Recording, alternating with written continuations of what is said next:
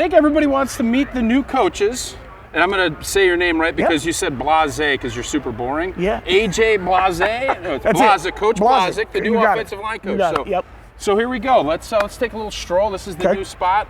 I saw you overtaking some selfies earlier with the softball team. Yep. That has something to do with not just you. You're a huge softball fan, but your daughters, correct? Is that I what am. you've been I am. doing? I got a son and 3 daughters. Okay. So all 3 of my daughters are 2 softballers, 1 big volleyballer. They're super active. So the volleyball girls helped me out this morning. Kind of wish my girls luck and can't wait to get them here. And so I had to snag softball before we got started. Okay, and I'm assuming so your wife's athletic? Is that how that's Wife's out? An Iowa girl. Okay. Where they play 4 sports. You know, I think Wisconsin, we got 2 baseball, softball seasons, depending on where you're at. Yeah. Right? So yeah, she's an athletic girl. She's run marathons. She's an Ironman. She does all kinds of. Take a shot at you. You didn't want me to take a shot at you. She's way more athletic than me. Yeah. Way more. Way more. That's way kind of what we thought. So I didn't know this, but you were part of one of the great games in Badger history when Iowa came in. I think we beat you by 50, and Ron ran all over you. But you were on the sideline that day? You were not the that was streaker? my first experience at Camp Randall. As my junior year, I was actually watching that game. I didn't play in that one. But I think I heard another Ron Day like 483 times. It really got rough. Yeah, that got old. But it was in Badger history a big day. Yeah, so you played there, and then how did we end up getting to where we're at now? Well, you know, it's been a journey. And Coach at Iowa, when I was done, I stayed in GA'd for 4 years. Coach, huge mentor of mine. And then got an opportunity, and I went and took 8 years of Division II football. 4 out in western Kansas. I'm a Kansas kid. 4 at Winona State, which is where I actually Wisconsin was my recruiting area. And I didn't know a person in the state. I didn't have a friend in the state. And so for 3 years, I recruited the whole eastern side of Wisconsin and got to know a bunch of coaches and stayed at, our GA's homes and stuff like that, and Kettle Moraine, and really got to know the football here and the people here. And that's what was really exciting for me to come back. A lot of the coaches that were young guys at the time are now head coaches, and whether it's up in Green Bay or it's all the way down Oshkosh, all the way down to Milwaukee, the eastern side of the state was really good to me as a young coach. What was your favorite spot? You had a favorite restaurant that you hit in? So I had to teach our young guys here. They're like, so what do you know about Wisconsin? Have you ever been and had the free Rippin' Good cookies? Oh yeah. Oh yeah, it's a definite stop for a guy who's not from the state. I think Custer's is a local spot, right? You mean like Culver's? Culver's, yeah. Culver's is everywhere now. There we go, right. But it started in Wisconsin, sure, right? Yeah. God, I can't even remember all the good spots, but I eat the local, like fish fry, all the different local spots. When I travel, I try and avoid the chains a little bit. Yeah, get some of the local stuff? Yeah, totally. Okay, so now, you went through your journey to get here. What are you most excited about being here at Wisconsin? The offensive line coach at the University of Wisconsin is probably one of the premier jobs in college football, in my opinion. You look at the last, 15 draft picks, I think, in 11 years. 75% of those are from the state of Wisconsin. So to be a guy, I believe in recruiting the local guys. I believe in developing walk-ons. It's part of that position is a place you can find a way to the field.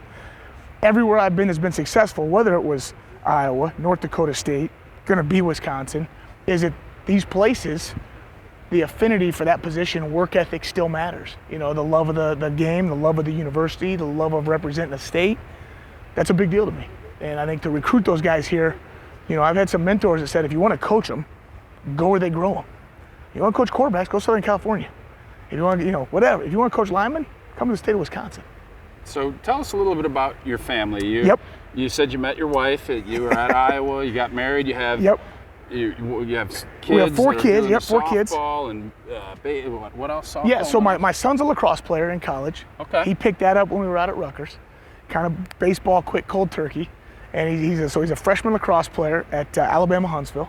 Okay. And then I've got a junior daughter that she is a 3-sport athlete. She's the only girl left in her high school that plays all 3 sports.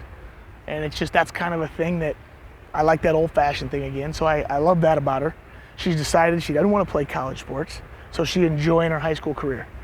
And then I got 2 young ones, a 6th grader who's like a spitfire.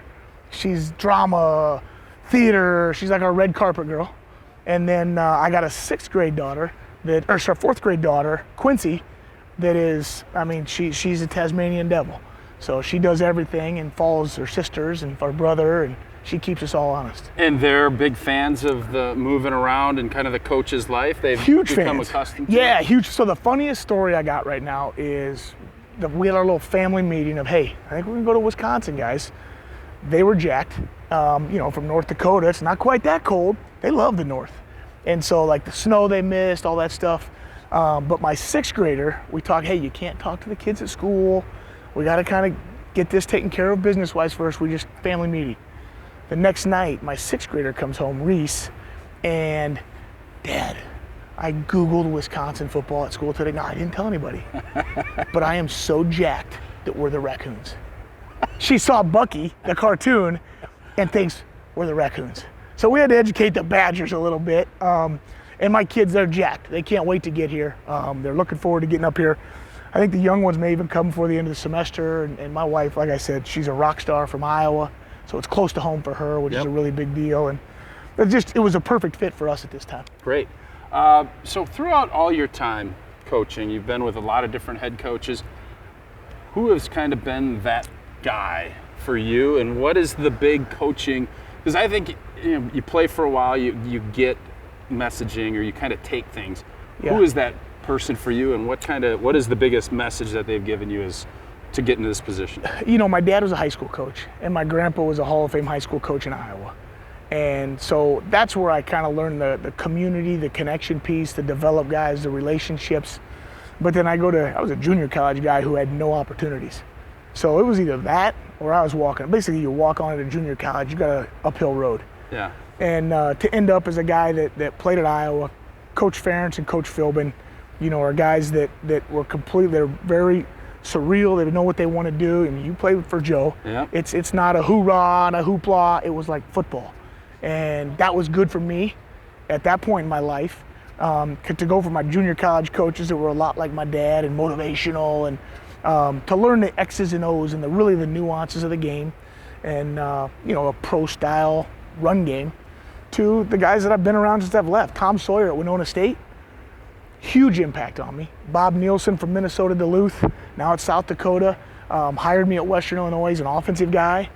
We really connected run game wise and had a lot of fun putting that stuff together.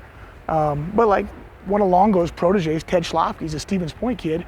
When he was a young OC, I learned to spread it out a little bit. I learned hey, we can have the same run game, and it actually helps the game, the RPOs, the numbers. There's nothing worse than being outnumbered and saying, well, we got to stick it. So like, there's a confidence in that, but I'm excited about what we're doing here and kind of evolving forward in college football.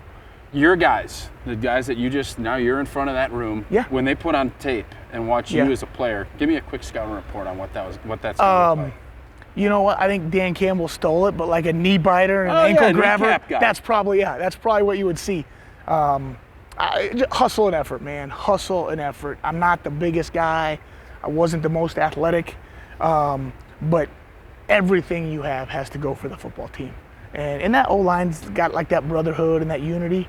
But I think effort and finish, and when I grade tape, I don't give them a 82%. Everything's graded on effort and hustle, and there's a way we value that a little bit, and I think you're going to see some old-fashioned football a little bit. Nice.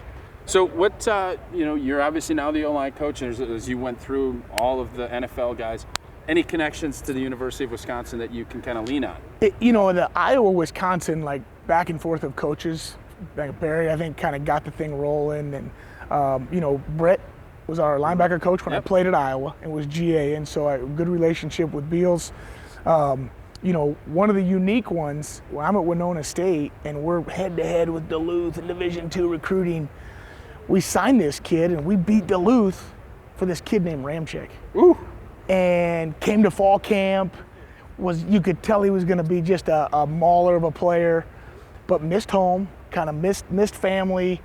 Coach, I don't know if this is for me, and we like some heart-to-hearts, and so I tracked Ryan as he kept growing, and then started back up at Stevens Point when he got back into ball, and really to see him, he was one of the first guys that texted me when this came out. I was like, Coach, I am so jacked. And so it was kind of neat to just those connections, and you know, it's about people. And so at the end of the day, the people that I've kind of looked up to or gotten to know, they've had a great time here at Wisconsin. Now, did you think Ryan was going to be as good as he's been in the NFL? Nobody was going to predict that, I don't think. But a big athlete that was tough-nosed, heavy-handed.